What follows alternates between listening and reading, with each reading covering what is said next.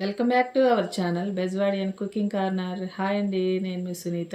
ఈరోజు మన వీడియోలో ఒక ట్రెడిషనల్ రెసిపీ అయిన రాగి పిట్టును అయితే చేసి చూపిస్తాను. ఈ రాగి పిట్టు మన ఆరోగ్యానికి చాలా మంచిదండి. ఎదిగే పిల్లలకి, మెచ్యూర్ అయిన ఆడపిల్లలకి, అలాగే ఎవరికైనా కానీ చాలా మంచిదన్నమాట. ఐరన్, కాల్షియం అధికంగా ఉంటుంది కాబట్టి మన ఆరోగ్యానికి ఎంతో మంచిది. ఇప్పుడు ఈ హెల్దీ రెసిపీని సింపుల్ వేలో నేను ఎలా చేసుకుంటానో చేసి చూపిస్తాను. ఇప్పుడు ఈ రాగి పిట్టు కోసం అయితే 2 గ్లాసులు మొలకెత్తిన రాగులను అయితే తీసుకున్నాను. దీనికోసం మొలకెత్తని రాగులనైనా తీసుకోవచ్చండి. మీకు ఏది అందుబాటులో ఉంటే అది తీసుకోవచ్చు. ఇప్పుడు ఈ రాగులను అయితే కొంచెం బరకగా మిక్సీ పట్టుకున్నాను. ఇప్పుడు ఈ రాగి పిట్టులోకి ఒక అరకప్పు పచ్చి కొబ్బరిని అయితే సన్నగా తురిమి పెట్టుకున్నాను.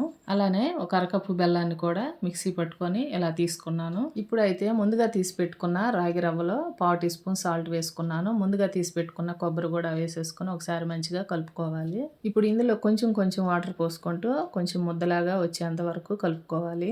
వీడియోలో చూస్తున్నారు కదండి, ఈ విధంగా కొంచెం పొడి పొడిగా ఉండి ముద్ద కట్టినప్పుడు ముద్దగా రావాలన్నమాట.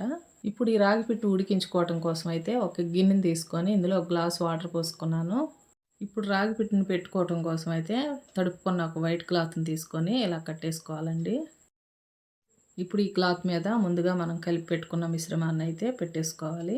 ఇలా ఈ మిశ్రమాన్ని మొత్తం పెట్టేసుకున్న తర్వాత చేత్తో చక్కగా ఒత్తుకోవాలి. ఆ తర్వాత ఇలా చిన్న చిన్న హోల్స్ పెట్టుకుంటే పిండి మంచిగా ఉడికిద్దండి. ఇలా నీట్గా హోల్స్ పెట్టేసుకున్నాను కదండి. ఇప్పుడైతే ఈ 4 పక్కలున్న ఈ క్లాత్ని అయితే ఇలా ఫోల్డ్ చేసుకుంటున్నాను.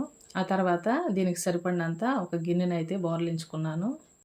ఇప్పుడు స్టవ్ ఆన్ చేసుకొని చిన్న మంట పెట్టుకొని ఒక పావు గంట 20 నిమిషాల పాటు ఉడికించుకోవాలి. ఇలా 20 నిమిషాల పాటు ఉడికించుకున్న తర్వాత అయితే ఒకసారి చెక్ చేశానండి, మంచిగా ఉడికిపోయిందనమాట. ఇప్పుడు ఈ మిశ్రమం మొత్తాన్ని ఒక వెడల్పుగా ఉన్న గిన్నెలోకి అయితే వేసేసుకున్నాను. ఇలా గరిటతో గడ్డలు లేకుండా నీట్గా కలుపుకోవాలి. ఇలా నీట్గా కలిపేసుకున్నాను కదండి. ఇప్పుడు ఒక స్పూను యాలకుల పొడి వేసుకున్నాను. అలాగే టేస్ట్కి తగినట్లుగా బెల్లం పౌడర్ని కూడా కలుపుకున్నాను. ఈ బెల్లం పౌడర్ని అయితే పిట్టు కొంచెం వేడిగా ఉన్నప్పుడే మంచిగా కలిపేసుకోవాలండి, అప్పుడు మంచిగా కలుస్తుంది. ఈ బెల్లం పౌడర్ని అయితే మంచిగా కలిపేసుకున్నాను కదండి. ఫైనల్లో ఒక 2 స్పూన్లు నెయ్యి కూడా వేసుకొని మంచిగా కలిపేసుకోవాలి. ఈ పిట్టులో స్వచ్ఛమైన నెయ్యి కలుపుకోవటం వల్ల స్మెల్ అయితే చాలా మంచిగా వస్తుందండి. కలుపుతుంటేనే నోరు ఊరిపోతుంది.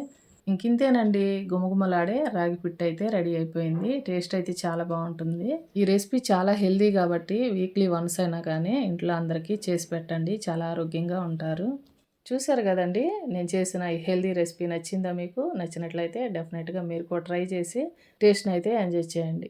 ఈ రోజుకైతే ఇంతేనండి రెసిపీ. మరో మంచి రెసిపీతో మళ్ళీ మీ ముందుకు వస్తాను. మా వీడియోస్ కనుక మీకు నచ్చినట్లయితే ప్లీజ్ ఒక లైక్ చేసి సపోర్ట్ చేయండి. థ్యాంక్ యూ అండి.